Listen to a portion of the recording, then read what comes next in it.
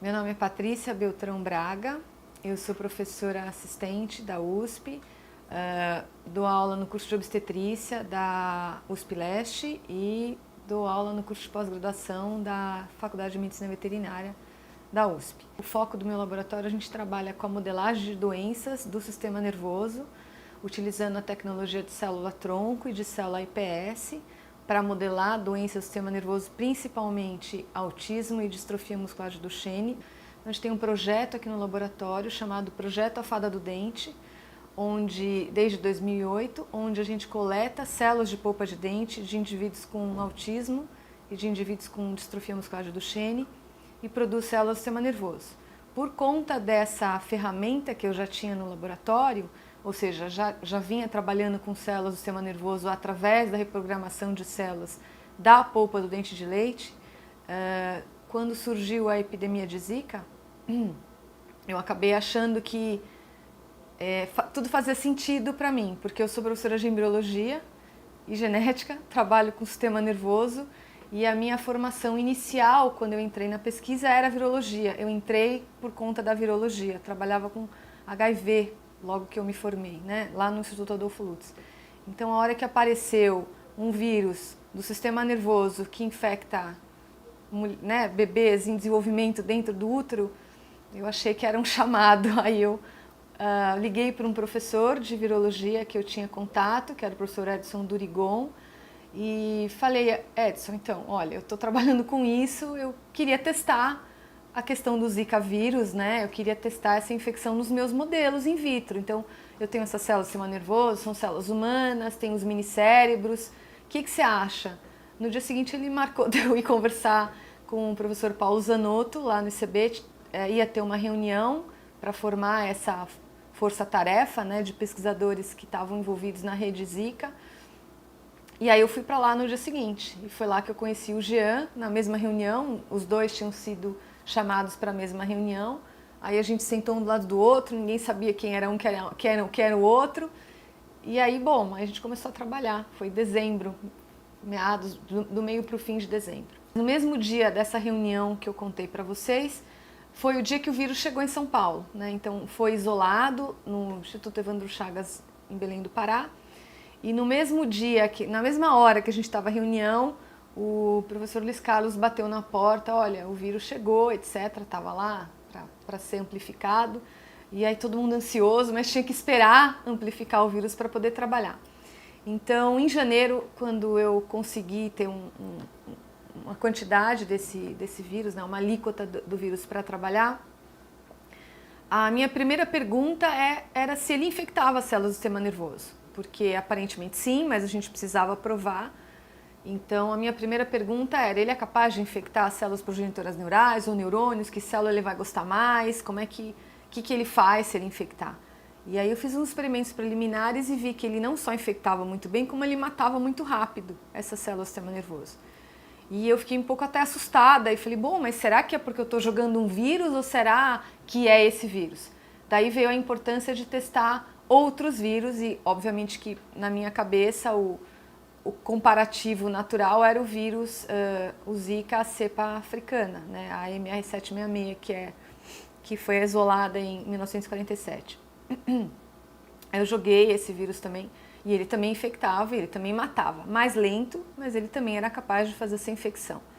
Aí eu falei: bom, de novo, será que é porque eu estou jogando um vírus ou será que é o vírus da Zika que é capaz de fazer isso?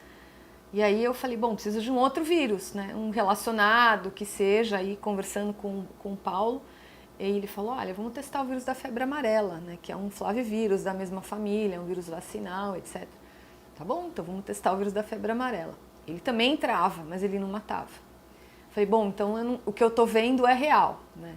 E isso foi um experimento de alguns dias, 20 dias, 15 dias mais ou menos. Aí a hora que a gente viu tudo acontecendo, eu falei: bom, então vamos nos organizar, né? Parei o laboratório, todo mundo parou tudo que estava fazendo para trabalhar com Zika. E aí a gente se organizou pensando nos experimentos, quais são as perguntas, o que a gente vai fazer, vamos fazer minicérebro, vamos infectar a neurosfera, vamos fazer isso e aquilo, e em paralelo com o Jean, tentando fazer as infecções, fazendo as infecções, na verdade, nos camundongos, né? porque, de novo, era uma pergunta óbvia, né? A hora que a gente sabia que essas mulheres grávidas estavam tendo crianças com sintomas, né? Com a microcefalia, né? Que eu acho que é a ponta do iceberg, na verdade as crianças têm outros sintomas. A pergunta óbvia, na minha cabeça, que num trabalho com animais como o Jean, né, que trabalha com camundongos, era: mas e se a gente infectar uma camundonga grávida, o que acontece? E ninguém tinha feito isso. Eu falei: mas como assim ninguém fez isso? Me parece a pergunta mais óbvia para ser feita. Talvez até alguém tenha tentado fazer, mas não funcionava, né? E aí o Jean fez em 2 linhagens diferentes de camundongo, uma, pumba, funcionou, né? E nós ficamos super empolgados com aquilo, tentando entender por que em uma funcionou, né? Uma passou, o vírus passou, os camundonguinhos nasceram com sintomas e na outra não, enfim. Então a gente acabou juntando o que eu estava vendo, o que ele estava vendo, em colaboração ainda com o Alisson, que é um professor lá da Califórnia, que já é meu colaborador há muito tempo.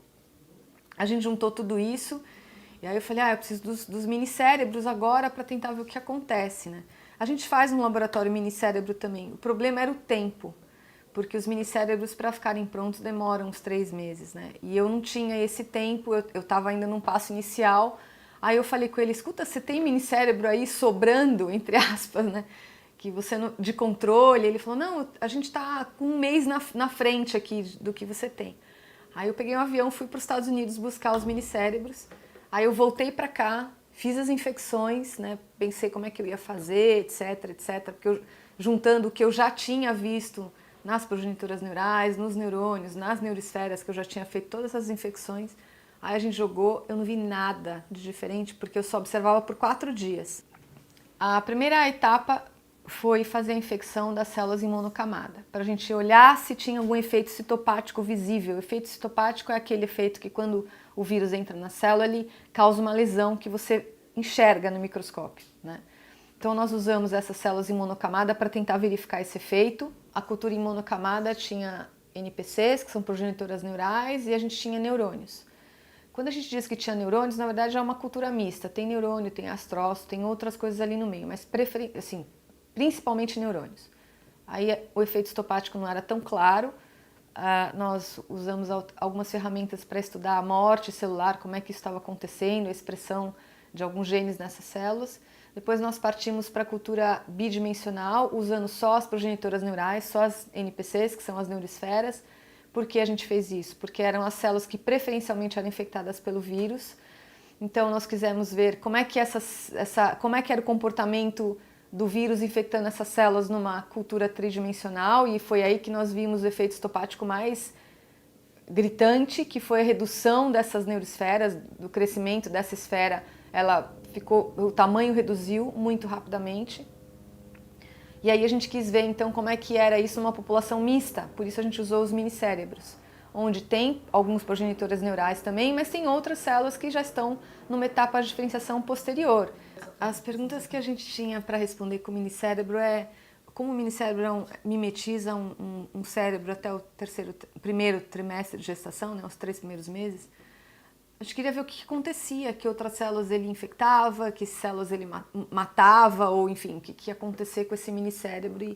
E como é um sistema mais complexo, que tem mais de um tipo celular ali, fazia sentido usar os minicérebros, não só as culturas em monocamada ou as neuroesferas, que são tridimensionais também, mas são de progenitores neurais, que na verdade é o alvo principal do Zika vírus. Ele vai nas progenitoras, ele vai nas outras, mas as progenitoras ele vai e ele acaba causando uma morte assim, robusta, tem uma importância mais fácil de ver. As células progenitoras neurais são as células que geram todas as outras células que estão no sistema nervoso central. O que a gente queria ver era se os minicérebros eram afetados pelo vírus e em que grau eles eram afetados, o que acontecia com esses minicérebros, né? Se eu ia ter uma preferência de células infectadas no minicérebro, que eu só veria no minicérebro, porque afinal de contas são humanas, são células humanas, diferente do mouse, que são células de mouse, né, de camundongo. Nos cérebros, nos minicérebros, como essas células são células humanas, a gente queria saber que células preferencialmente o vírus ia, o que queria fazer com aquelas células ali, né? Essas progenitoras neurais são as células que vão dar origem a todas as outras do sistema nervoso. O que nós vimos no minicérebro em especial também, que eu acho que é importante salientar, é que as células que vão virar as progenitoras neurais, que vão virar neurônios do córtex, que é essa camada mais externa, foram essas que foram preferencialmente infectadas e afetadas pelo vírus. Isso quer dizer que essa camada mais externa do cérebro, ela deixou de existir, deixou de ser produzida. Porque se as células morrem, elas morrem. Você não tem como... Da onde você vai tirar essas células outra vez? Por isso que os bebês nascem com a camada cortical menor, né, bem reduzida. Nós vimos isso também no camundongo, né? Se a gente olhar essa imagem aqui, a gente vê que esse aqui é o córtex de um camundongo normal, de um filhote, e esse é o córtex de um camundongo infectado com Zika, que transmitiu via placenta. Quer dizer, é quase a metade do tamanho. Então, a gente viu isso no modelo animal, a gente viu isso no modelo em vivo, né? A gente viu isso só com as progenitoras neurais. Uma vez que a gente infectou elas em 4 dias, olha o tamanho que elas deviam ser assim e ficaram desse jeito. Elas deviam ser assim e ficaram desse jeito. Então, a redução ela é muito significativa. O que explica, talvez, essa questão das crianças que nascem, cujas mães foram infectadas com Zika durante a gestação, nascem com essa microcefalia, né? Com essa camada mais cortical muito reduzida, porque as células morreram. Elas são infectadas e acabam morrendo, então não tem da onde tirar, né? Não tem mais matéria-prima para fazer essas células que vão fazer parte dessa camada. Então a camada cortical ela é responsável por uma série de funções super importantes. A gente tem áreas no cérebro responsáveis por várias coisas, tem a área frontal, a parte de trás occipital, lateral, então você tem todo o córtex, é toda essa camada externa responsável por uma série de funções que o nosso organismo desempenha. É uma coisa bem simples, a gente pode pensar, por exemplo, a área da fala, que está na região do córtex, a área motora está na região do córtex. Então tem uma série de áreas que são responsáveis por funções muito importantes do nosso organismo. E eu, sinceramente, não sei exatamente o que esperar dessas crianças que nasceram com microcefalia. O quanto elas foram afetadas, o que exatamente cada uma delas vai ou não vai conseguir desenvolver. E se a gente tem um jeito de recuperar isso de alguma forma, de melhorar isso de alguma forma, né? O cérebro é muito plástico, ainda mais na infância. Então, eu acho que talvez, se a gente descobrir um jeito de estimular, possa ter uma melhora de algum jeito. Do jeito que ficaria se não houvesse infecção, é difícil imaginar que a gente consiga recuperar nesse mesmo grau. Mas o cérebro ele tem a capacidade de, por exemplo, se você tem uma isquemia, um AVC, então você tem uma lesão numa área do cérebro. Dependendo do momento que você tem essa lesão, quando esse fluxo se restabelecer, uma outra área pode tentar compensar ou algumas células podem acabar proliferando e você tem uma readequação daquele tecido que foi lesionado. Por isso que a gente fala, ele é plástico, ele consegue às vezes recuperar, se não toda, mas parte da função. Quanto mais imaturo é esse sistema, mais plástico ele é. Faz sentido da gente imaginar que durante o desenvolvimento embrionário, o sistema nervoso é o primeiro sistema que começa a ser produzido, né? Logo nas primeiras semanas do embrião, o sistema nervoso é o primeiro que aparece. Com 3, 4 semanas, a gente começa a ter formação de tubo neural, do sistema nervoso. Ao mesmo tempo que ele é o primeiro que começa a ser produzido, ele é o último a ficar maduro. Por isso que o bebê nasce e aí ele só mama, chora, dorme, come, faz as necessidades dele, mas depois de um tempinho o bebê senta, o bebê interage, depois o bebê fala, depois o bebê anda, e aí a gente vai vendo que o sistema nervoso vai amadurecendo. Então, e justamente nesses períodos a gente vê que tem bastante coisa acontecendo, tem muita neurogênese acontecendo. Então, quem sabe essas crianças, se forem estimuladas da forma correta, possam melhorar, né? Alguma atividade que elas viriam a desenvolver.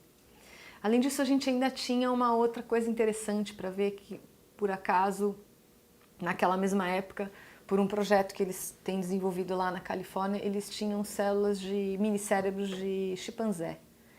E aí a gente achou que era interessante dar uma olhada como é que seria isso usando o vírus africano e usando o brasileiro, porque uma pergunta que eu me fazia é: por que será que os minicérebros, por que será que as pessoas na África não estão nascendo com microcefalia? Será que tem alguma coisa lá que não tem aqui? O que aconteceu com esse vírus? E claro que eu não usei o vírus que hoje está circulando na África, porque aquele isolado em 1947 não é provavelmente o mesmo vírus que está circulando hoje. Mas, de todo jeito, é o vírus que veio do macaco. Será que ele era capaz de causar alguma coisa no macaco? Né?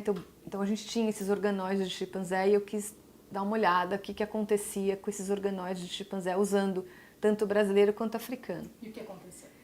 Então é muito legal de ver que é o africano que infecta os organóides do chimpanzé e causa alteração e causa morte ali. O brasileiro não tem essa mesma capacidade.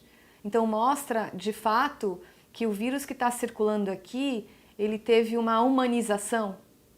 Ele sofreu uma humanização, ele infecta melhor células humanas do que células de camundongo, de chimpanzé, que foi o que eu usei, né, de primatas não humanos. Então isso é bem interessante, ou seja, tem muitos grupos trabalhando com as células, o MR766, que são essas células, que é esse vírus que foi isolado em 47 de macaco, né? Não é o mesmo vírus, né? Os vírus são diferentes. Eles são capazes de infectar, os dois infectam, os dois vão matar essas células, mas nós também vimos que a morte é diferente. A morte que o vírus brasileiro, que está circulando aqui, causa, a velocidade, a taxa, é diferente da que o vírus africano causa. Então aqui eu acho que um diferencial é que nós estamos usando o vírus que está circulando no Brasil, que foi isolado de uma criança com microcefalia. E nós usamos também o vírus africano, nós usamos também o vírus da febre amarela, então nós tentamos nos cobrir de outros vírus que pudessem ser responsáveis por algum tipo de patogenia ali que a gente estivesse vendo, e nós vimos que de fato não, o vírus africano e o vírus da febre amarela, ou enfim, esses outros eles infectam, mas eles não causam exatamente a mesma coisa que o vírus que está circulando no Brasil causa. O vírus que está circulando aqui, a cepa brasileira, ela é muito mais agressiva. Talvez isso explique o que a gente tem visto nos recém-nascidos, cujas mães foram infectadas com vírus Zika. O título do paper foi que a cepa brasileira causa defeitos do nascimento, né, em modelos experimentais. E a gente pode afirmar, primeiro porque a gente viu isso, nós vimos isso em modelo in vitro e em modelo in vivo. E em modelo in vitro bidimensional e tridimensional, e em modelo in vivo, em animais, né, em camundongos. E nós vimos que tem algumas coisas bem interessantes também nos camundongos, no sentido de que explica um pouco, talvez, o que nós vimos no camundongo, que nós vimos uma espécie infectada, onde houve transmissão placentária, onde houve defeitos ao nascimento, com microcefalia, etc., inclusive restrição de crescimento intrauterino, que é uma coisa que as crianças têm, que não é tão falada, porque a microcefalia chama muito mais atenção. Mas os pediatras dizem que as crianças nascem menores, né? Que é o que nós vimos nos nossos camundongos. Então, uma cepa foi infectada, foi afetada pela presença do vírus e a outra não. E isso nos faz pensar em algumas coisas interessantes que podem estar acontecendo nas pessoas, na espécie humana. Então, deve ter uma genética envolvida. Certamente o sistema imune está envolvido, que está relacionado com a genética, a forma de você responder a uma infecção está relacionada a você conseguir a ter ou não a presença do vírus circulando no sangue para fazer infecção. Então pode ser que algumas crianças nasçam infectadas porque elas têm uma maior predisposição genética e outras não. Na verdade, essa questão da predisposição genética e vírus já é uma coisa bem antiga. Já se sabe, por exemplo, com hepatite B. Então você tem um vírus só um vírus de hepatite B. Tem pessoas que têm hepatite B crônica, outras têm aguda e outras têm fulminante. O que faz a diferença dessas 3 tipos de doença clínica, que se é o mesmo vírus? O sistema imune do indivíduo. que está relacionado com a genética de cada um.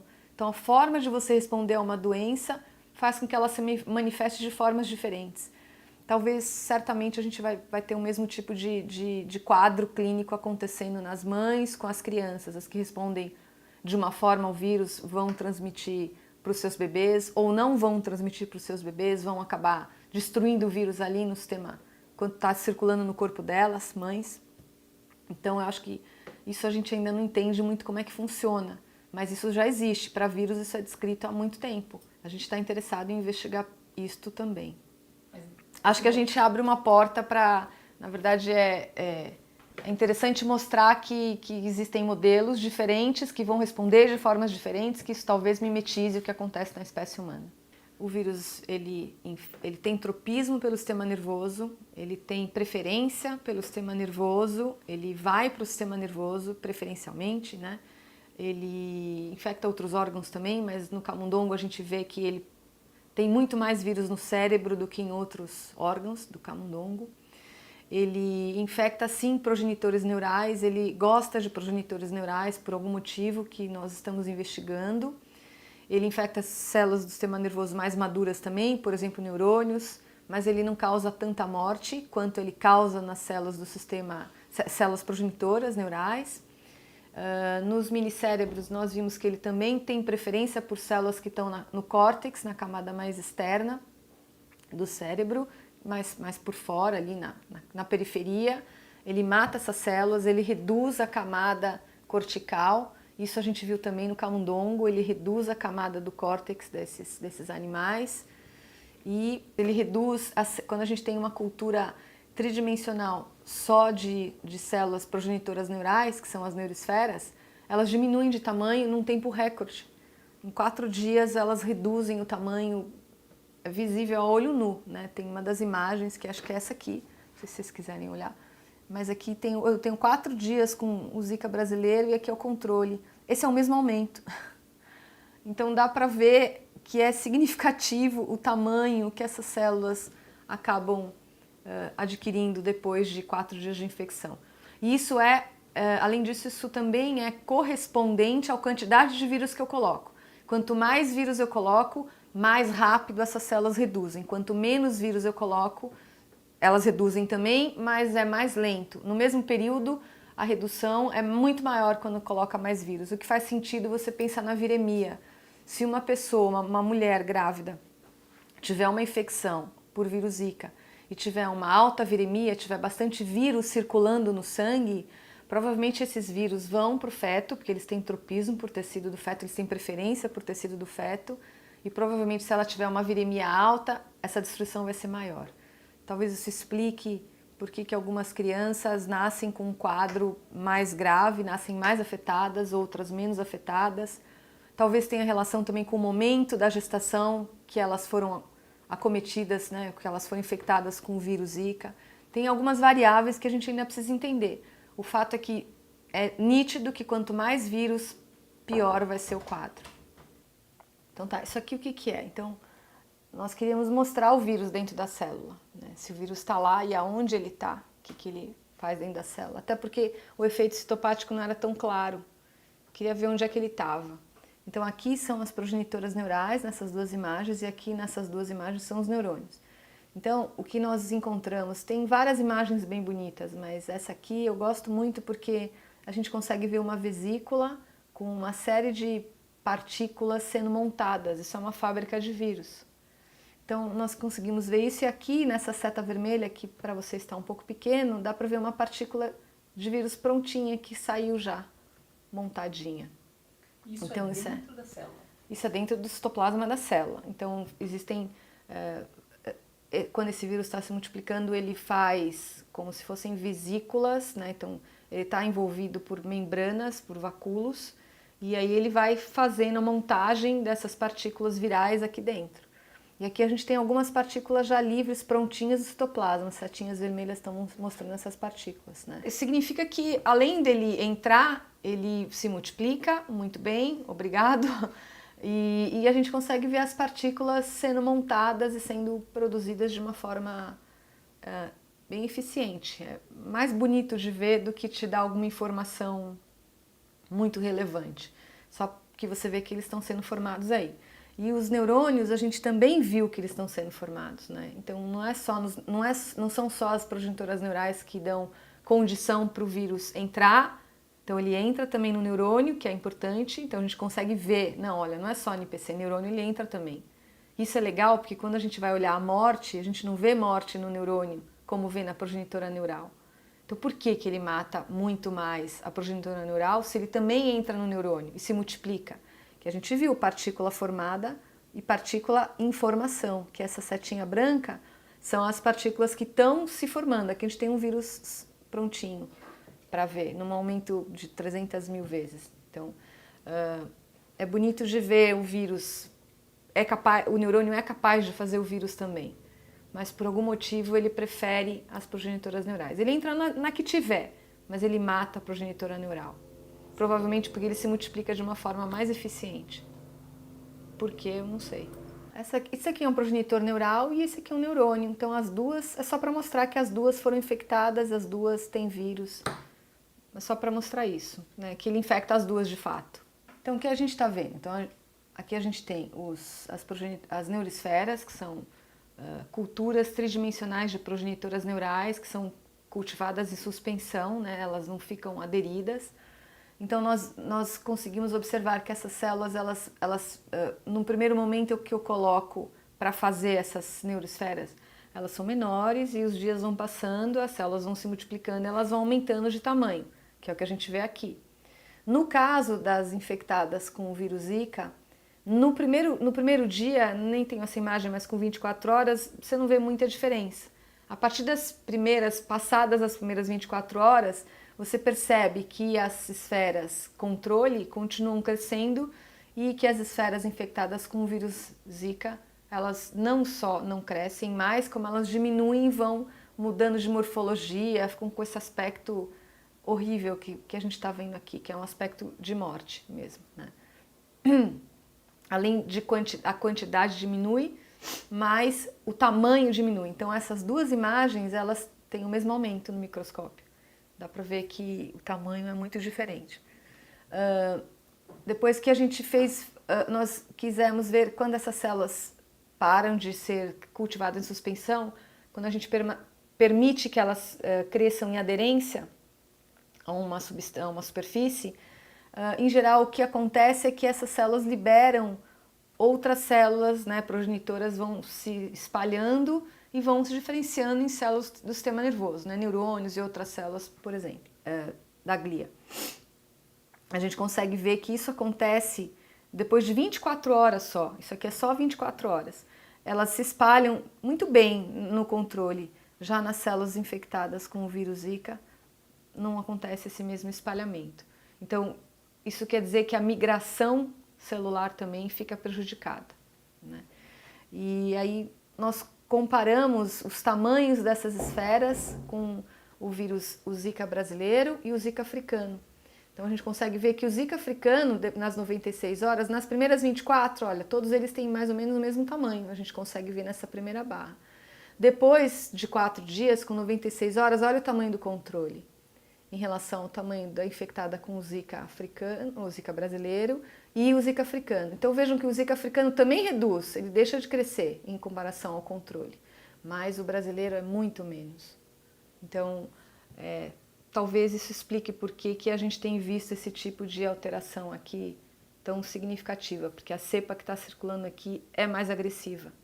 O que a gente fez basicamente é circundar a camada cortical, né, região ventricular, e aí tentar olhar para cada região, então seriam os aumentos de cada uma das regiões que a gente está vendo, né? Todas essas células marcadas com esse CTIPD e TRB1 são progenitoras do córtex, então você acaba vendo que há uma redução dessa camada, né? E essas TUG1 são neurônios maduros.